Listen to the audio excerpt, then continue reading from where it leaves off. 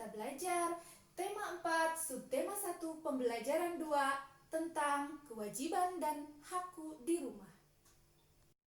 Apa kabar kalian hari ini? Tentu saja baik, bukan? Nah, sebelumnya Ibu akan mengabsen dulu kehadirannya. Alhamdulillah, ternyata semuanya hadir ya. Sebelum memulai pelajaran, marilah kita berdoa dulu. Berdoa, mulai. Sebelum memulai pelajaran, Ibu tidak lupa untuk selalu mengingatkan kalian, jangan lupa untuk selalu menerapkan protokol kesehatan. Yang pertama, selalu memakai masker. Yang kedua, jaga jarak. Yang ketiga, selalu mencuci tangan pakai sabun. Tujuan pembelajaran.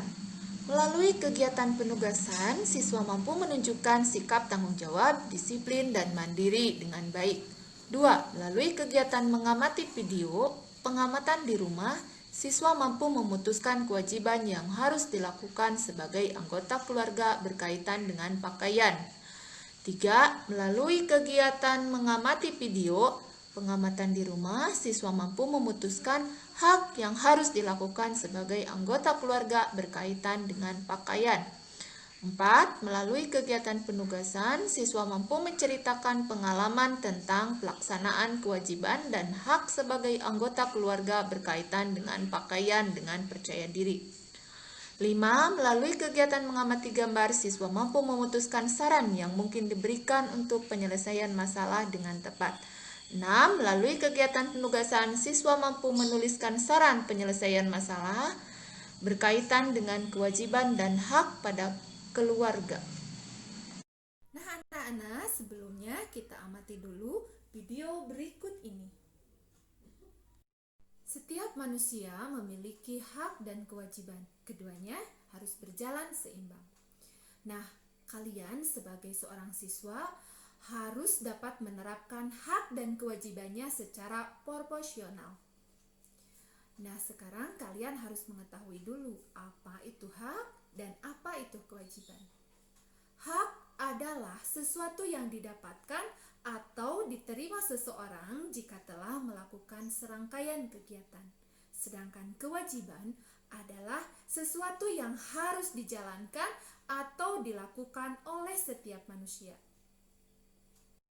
Nah, apa saja yang menjadi hak anak di rumah? 1.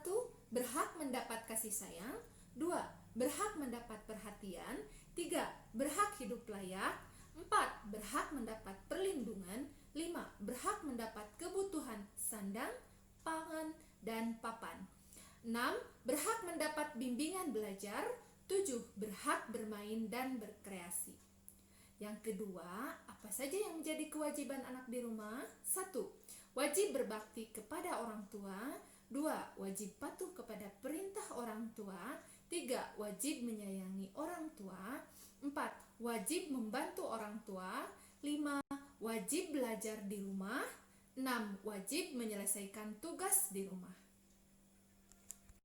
Selanjutnya, kewajiban dan hak yang berkaitan dengan pakaian.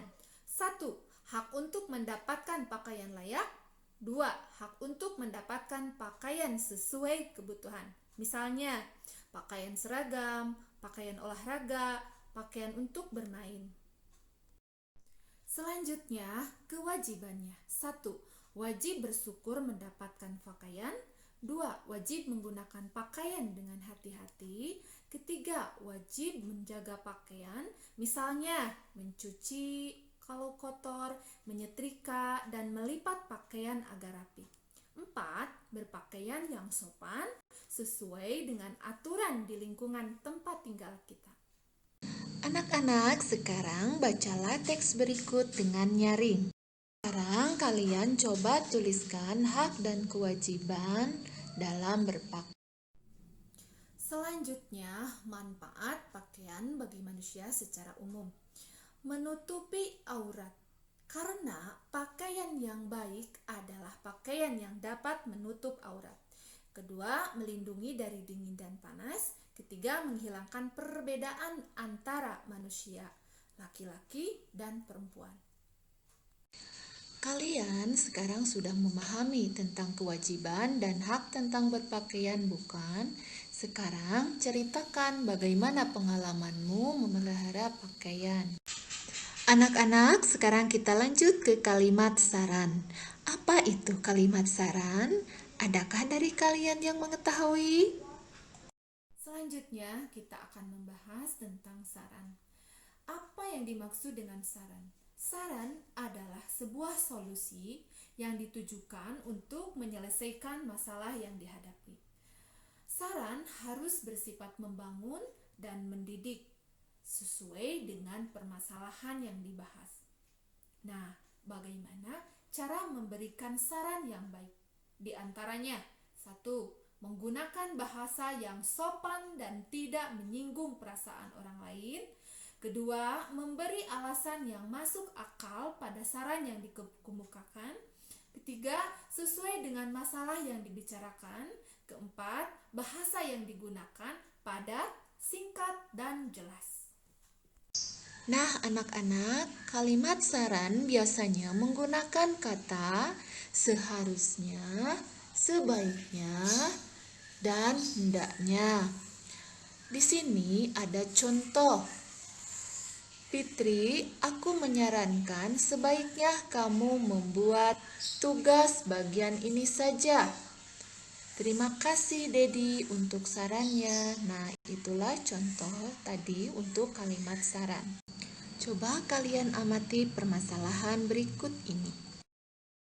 Ayo anak-anak, sekarang kalian berlatih membuat kalimat saran yang ada di LKP. Nah anak-anak, itulah tadi pembelajaran tema 4, subtema 1, pembelajaran 2.